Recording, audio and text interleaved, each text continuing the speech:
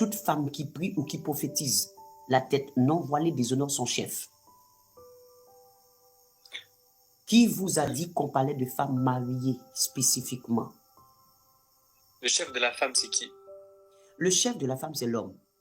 Le chef de la femme, c'est Dieu. Raison pour laquelle nous avons ce texte que vous êtes arrivé dans le verset 10. Oui. Le verset 10 nous a dit quoi? Parce que le texte n'a pas dit femme mariée. Non. Non. La femme, à cause des anges. Quand on dit la femme, on parle de manière générale. Parce que le chef de la femme, c'est l'homme. Le texte a dit l'homme est le chef de la femme. On n'a pas dit votre mari. Qu'est-ce que vous ne comprenez pas? Raison pour laquelle le masculin emporte sur le féminin. Donc quand il y a 10 femmes, il y a un seul homme, on dit il. On n'a pas dit elle. Et ça, ils ne peuvent pas changer ça. Je suis sûr qu'ils vont remanier la grammaire pour qu'on puisse changer ça. Pour mettre l'égalité là-bas. Donc cela veut dire, si le texte a dit l'homme est le chef de la femme, est-ce qu'on vous a dit c'est le mari? On n'a pas dit le mari, on a dit l'homme. On n'a pas dit le mari. Le texte ne dit pas le mari est le chef. Le texte a dit l'homme. Hein? Dieu est le chef de Christ, c'est-à-dire Dieu est le chef de lui-même. Christ est le chef de l'homme, c'est-à-dire Dieu est le chef de l'homme. Et l'homme est le chef de la femme, c'est-à-dire l'homme en général. On n'a pas dit le mari, mon ami. On dit l'homme. Quand quelqu'un dit oui, et vous n'avez pas de mari, est-ce qu'on vous a parlé de mari là-bas? Est-ce que le texte est question de mari là-bas? Est-ce qu'on a dit toute femme qui est mariée, qui ne se voile pas et déshonore son mari? Le texte ne dit pas ça. Déshonore le chef, ça dit l'homme.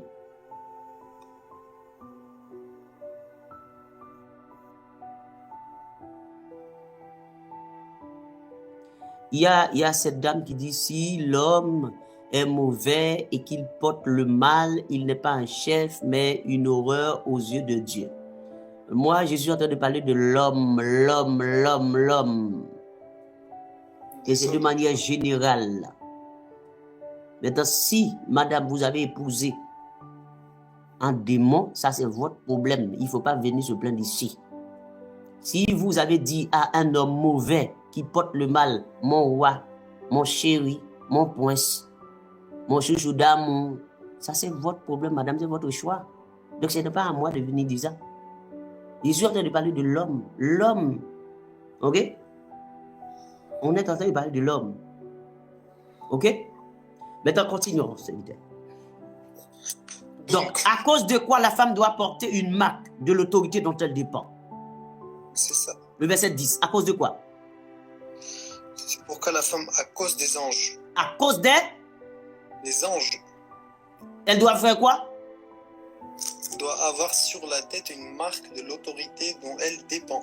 Donc ça dit, ce n'est pas seulement à cause de l'homme, mais aussi bien à cause des anges. Pourquoi donc?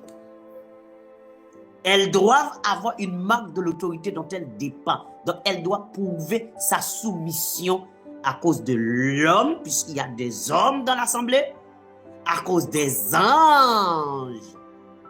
Ok? Ils doivent. Je ne vais pas entrer dans le sujet des anges. Parce que vous savez que les anges reprennent écrit à l'ange de l'église Thyatire, c'est-à-dire responsable des églises, c'est-à-dire des chefs, c'est-à-dire les ministres. Ok? Donc, c'est-à-dire, on ne va pas entrer dans ça parce qu'il y a l'ange ici, il y a deux thèmes. Ça peut être l'ange de manière littérale, ça peut être l'ange de manière, comme on dit, quand on parle de responsable d'église, qui représente l'ange de ces églises-là. Ok? Sens figuré, sens propre. Ok? Continuons. Toutefois, dans le Seigneur, la femme n'est point sans l'homme, ni l'homme sans la femme. Tout à fait. Nous avons besoin l'un de l'autre. Amen. Car de même que la femme a été tirée de l'homme, de même l'homme existe par la femme, Il y a quelqu'un, attendez, il y a quelqu'un qui dit, mais pourquoi le verset dit une marque de l'autorité dont elle dépend? Donc, ça dit, la marque, la compara, c'est le voile. C'est-à-dire, la femme par le voile montre qu'elle a une autorité à qui elle est soumise. Parce que la voile même, c'est le symbole de la soumission de la femme. Une femme qui est soumise, elle porte son voile. Une femme soumise ne porte pas de voile. Prenons un exemple. Quand la femme d'un président qui n'a jamais voilé arrive au Vatican et vous voyez comme par hasard, elle porte un voile. C'est-à-dire, elle montre qu'elle est soumise à l'autorité du Vatican. Elle respecte l'autorité du Vatican. OK? Donc ça dit, c'est pour ça qu'elle porte le voile. Elle est soumise. Donc elle reconnaît qu'il y a une autorité au-dessus d'elle à qui elle doit être soumise. OK? Le texte ne dit pas Madame Doudoune ou Doun ou Doudoune, je ne sais pas, Doun. OK, laissons-le dire Doun. Le texte ne dit pas Doun que la femme, laissez-moi voir son commentaire, la façon qu'elle a écrit. Le texte ne parle pas de Marie Doun. Le texte parle de l'homme et des anges. Le texte ne dit pas Marie, l'homme. Et le texte ne dit pas femme mariée. Le texte dit femme. La femme. Donc de manière générale. L'homme de manière générale. Raison pour laquelle une femme qui est soumise, qui est mariée, qui est soumise à son mari, elle est soumise et respecte tous les hommes. D'ailleurs, les hommes vont voir ça, que c'est une femme soumise, la façon qu'elle parle aux hommes. Parce qu'une femme, lorsqu'elle parle, elle doit être douce dans son langage. Tout comme quand Abigail est allée rencontrer David, qui était en colère, qui allait exterminer toute sa famille. Et que par sa sagesse, elle avait calmé et descendre la colère de David.